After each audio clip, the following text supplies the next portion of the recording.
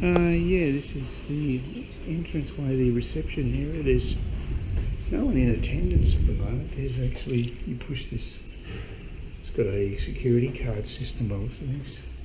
But there's no one at reception, so I don't know when they're going to start. Maybe they start at 9. Well, it is 9 now, maybe 10, I'm not sure, but the door's open, so I suppose that's something. But, yeah, it's a strange old setup. Pretty laid back, maybe too laid back. Anyway, I better go out and see if I can get something. Want to get some toothpaste at 7-Eleven. And yeah, that's the building from this laneway. So yeah, looks like sort of a student hostel type place to me. So probably not what this time of my life I'd be looking for, but you know, I guess it could be worse. I think I prefer it to be in central Bangkok right now anyway. This is the main road. This heads down towards the to the ARLR station that services the airport. It's down that way. It was about a mile down the road that I got the taxi last night. Look at that, there's hardly any room to actually get to those stairs. You've got to squeeze around the side. So it's not the greatest design, I would have thought. That wasn't really thought through very well. Yeah, it's a pretty busy thoroughfare by the looks of things, but one thing I like about it is it's got tree lined along the whole route, this part of it anyway. So it's quite attractive. Nothing special about all these places, just a hodgepodge of different businesses by the looks of things. There's supposed to be a 7-Eleven coming up here, so it's hard to miss them. They're everywhere around here.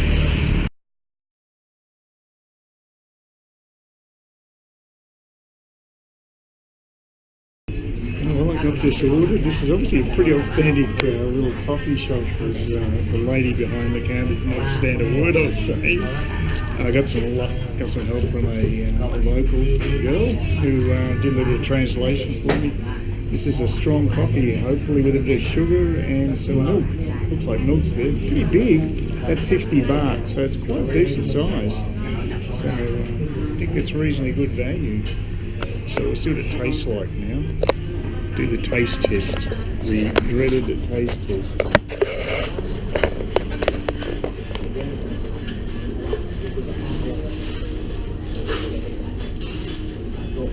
Let's go there and get the straw.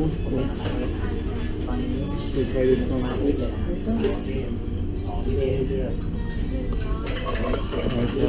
here we go. Bottoms up.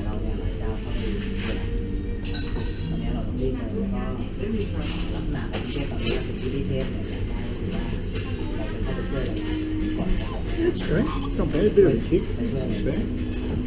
And it's done in a Vietnamese style with the ice. This is very Vietnamese style. As my understanding at the time, I was never big on coffee in the past, but it's sort of taken off a bit. There's a couple of coffee places down the road just here. So it's obviously, they take a lot of Western cultures and they're taking this one as well. I'd rather do it at home when I'm home to save the money and get myself strong coffee. But when I'm on holidays, I just want to indulge myself. This seems like a good deal. Yeah, it's good coffee. It's good strong coffee. Happy. And the 7-Eleven's just back there, so I got a tube of toothpaste, which set me back, I think, about 25 baht, I think, dollar. All right, I'm about ready to leave here. I asked Pi, who's my host. There's several people to contact, and that sometimes gets very confusing with an Airbnb booking as well. But anyway, what I wanted to know from Pi was, can I stay in this building for a little while, for an hour or so, after I've actually checked out of the room, and whether there's, say, toilet facilities available in the building. Now I sent that email off to her probably about an hour ago, and she hasn't responded, even though she responded very quickly when I asked who to give the keys to, because there's no one in reception. So I said, well, how about is the cleaning lady, the cleaning lady's the only people here? She said, yeah, drop it off for the cleaning lady, because there's no instructions about what to do with the keys either.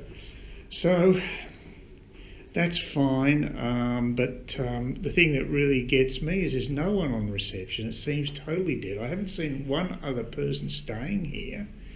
It looks as though the whole block is dead, and there's nothing really happening here, and that there's no staff on. Like, as I say, no one on reception, which means I can't leave my big bag here. I'm not going to do that unless I know I've got someone's going to be permanently on reception, like in a hotel, so that I know I can collect it when I get to the airport.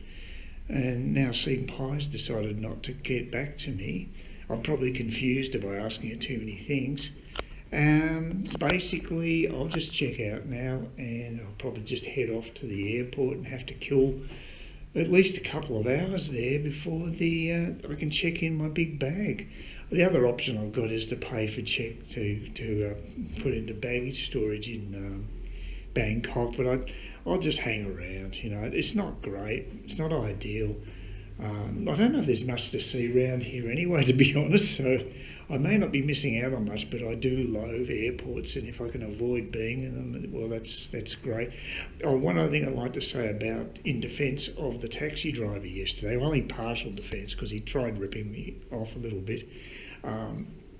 He didn't have a clue when I showed him the address. He obviously couldn't read English, and that was my mistake. One thing Pi did do, she put in the instructions for the taxi driver written in Thai, and I gave her the wrong printout. I didn't give him the one that had the Thai. It was written in Thai, and that's obviously what he needed. That's why I had to direct him, and thank God I knew where we were going. Otherwise, it would have been stuffed.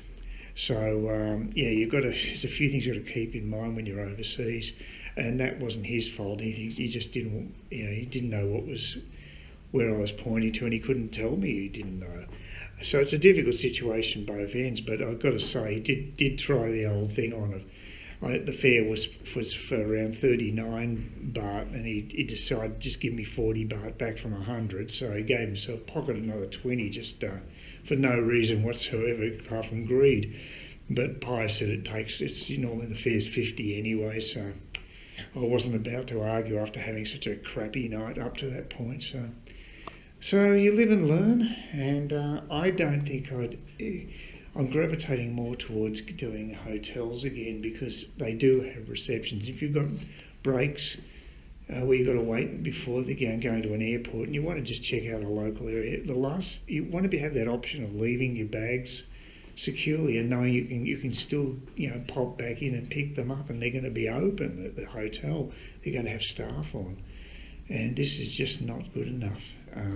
And I've got a friend who stays on the same rail line, but his hotel is right next to the rail, so there's no issues there as far as having to get a taxi either. So I'll try walking back this hour. I've got stacks of time, so unless I get extremely hot, I'll just walk to the station. The view from the top, showing you those beautiful high voltage towers. And there's the main road down there, and just panning around to the direction I need to go into, which is over there. And right over there is where the local station is. So we'll see if we can walk it. It's not too hot, it's not raining, so I'll give it a go. And I hope we'll be able to buy a ticket somehow. I hope I don't have to use a machine, because I've got no idea how to do it. Might be to get locals help, but I don't know. We'll see. Fingers crossed. Yeah, they don't make it easy to get across to this platform. Look at that. I had to cross over the little water world area there, where all the little villages are, and little pathways elevated across that little gap there. So now I've got to get over that side and I can finally go upstairs, but gee, they make it tough. It's hard being a commuter in Thailand. Please consider subscribing to my channel if you think there's anything there of use to you or entertainment or whatever. And either do that or give me a thumbs up, or if you're feeling really energetic, do both. That'd be great. But please don't ignore me. That's the worst thing you can do on YouTube, is be ignored.